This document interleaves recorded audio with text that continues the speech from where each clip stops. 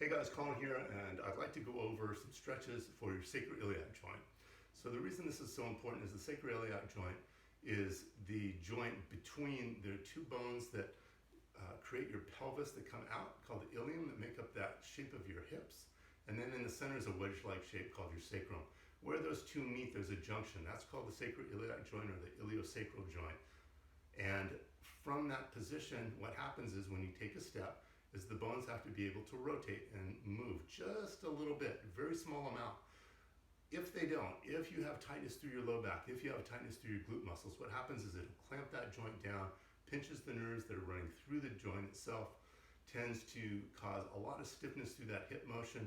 And then what happens is you tend to try and compensate by overusing your hip flexors to now lift your leg up. And part of the reason for that is you'll find if your sacroiliac joint is really tight, you'll get a pinching sensation through the very low back on each side of the sacrum when you go to take a step. And a lot of times you have trouble getting that back leg behind you, and you find that your low back has to arch extra to make that happen. These are all signs of hip flexor and sacroiliac joint problems that are going on. So what we're going to do is we're going to open that up. So I'm going to have you lay down on the floor, back flat on the floor,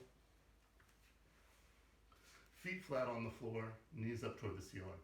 So we're going to do a pretty simple exercise here, but it has some pretty great effects too. From this position, I'm going to have you bring your knee up toward you. So you bring your knee up toward your head. You're going to put both hands on top of that knee. You're going to push that knee up toward your head. You can start light. When I say light, I mean about 25% of your strength. You're going to push upward, and at the same time, the foot that's still on the floor, you're going to push that heel and that foot downward into the floor with about the same amount of pressure. Just going to hold this for 5 seconds. And relax, bring that knee down. Going to do it on the other side. Same thing, bring this knee up toward the head. You're going to be pulling up this way, pushing down with the right foot at this point.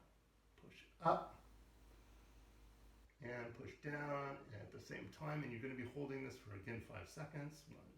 1, 2, 3, 4, 5. Bring it back down, and then I would repeat this again.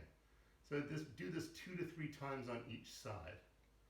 Okay, once you've done that on both sides 2 to 3 times, then what you're going to do is you're going to put your fists together like this. You're going to bring both knees up. You're going to put your fists, you can put both fists or just one fist, it's fine, between the knees, and you're going to push in pretty hard this time with your knees toward one another.